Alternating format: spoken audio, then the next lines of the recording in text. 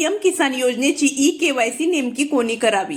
शासनाच्या माध्यमातून शेतकऱ्यांनी पीएम किसान योजनेची केवायसी करावी अशा प्रकारची माहिती प्रसारित करण्यात आलेली आहे.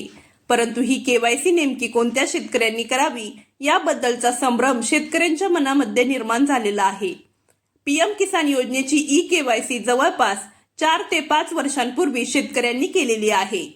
त्यानंतर अनेक शेतकऱ्यांनी पीएम किसान योजनेची ई-केवायसी केलेली नाही.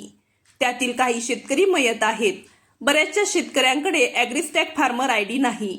काही शेतकऱ्यांनी जमीन विकलेली आहे किंवा इतर काही कारणांमुळे केवायसी करू शकत नाहीत. अनेक ज्या पेंडिंग याद्या आलेल्या आहेत त्यातील बहुतांश शेतकरी मयत आहेत.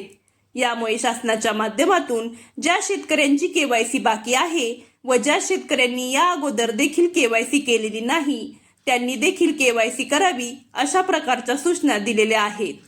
अनेक लाभार्थी आपले स्टेटस पीएम किसान योजनेच्या पोर्टलवरती चेक करतात तेव्हा तेथे त्यांना केवायसी झालेली आहे असे दाखवत आहे.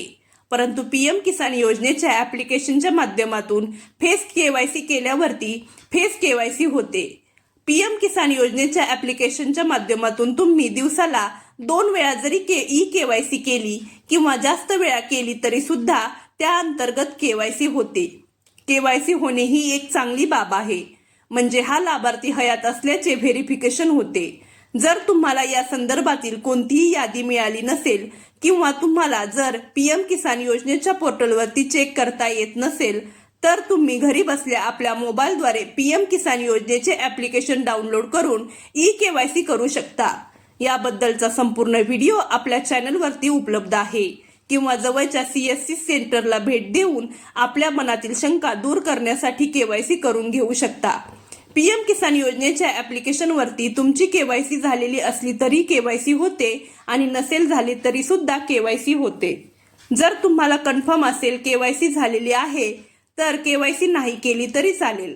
परंतु कोणतीही शंका मनात राहू नये म्हणून केवायसी करून घ्यावी. अशाच नवनवीन व महत्त्वपूर्ण माहितीसाठी आपल्या चॅनलला सबस्क्राईब करा. चला तर मग भेटूया पुढच्या व्हिडिओमध्ये. धन्यवाद.